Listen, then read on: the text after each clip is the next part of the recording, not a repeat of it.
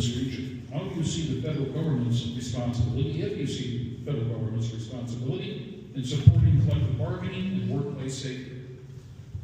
Another great question. So not only will I also co-sponsor the PRO Act, but it's one thing to co-sponsor the PRO Act, it's another thing to actually organize behind it. And so we need representatives that are going to meet with labor unions and local stakeholders to actually share that message of what unionization looks like for so many other industries across this district.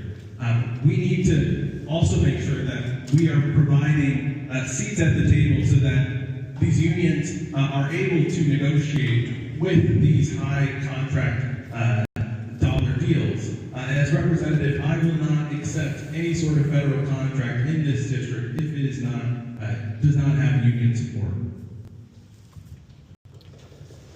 So if you look back at history, and you look back when unions were, for one, not even allowed, or weren't even able to organize, didn't have the federal protections that were built off the legacy of FDR, which I proudly stand in his footsteps on in this race, that workers were getting screwed and beaten and killed to fight for just decent wages and decent benefits for doing hard jobs in the steel mills, in construction, etc. So yes, the federal government absolutely has a role to play in not only protecting workers' rights, but expanding those rights for people across every type of industry, not just in the blue-collar sector.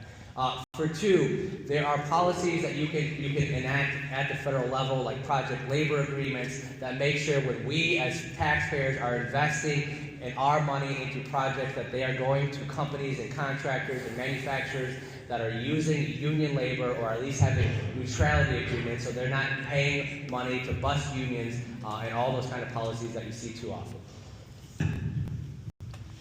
Can you repeat the question one more time? Sure. Unions play a major role in this region. How do you see the federal government's responsibility in supporting collective bargaining and workplace safety? So, as a former IRS employee, I was in the National Treasury Employees Union, and on the first day of the job, my manager says to me, "Don't join that union." He says, "They do nothing for you, they just tax you every month, it's a waste of your money." As soon as he said that to me, I knew I'm going to join that union, because this guy, I'm going to do the opposite of what he's telling me to do. So, the point is, when I engaged with the union, guess what? They act like a middleman. They're like an insurance corporation. They didn't assist me. I had to do all the hard work myself. So what I'm trying to get across to you is that the union of we the people demand liberty. We're demanding justice from our government, which is taxing us at an exorbitant rate, spending and borrowing on your behalf at an exorbitant rate. You think Medicare and Medicaid is going to be funded at $4 trillion a year? There will have to be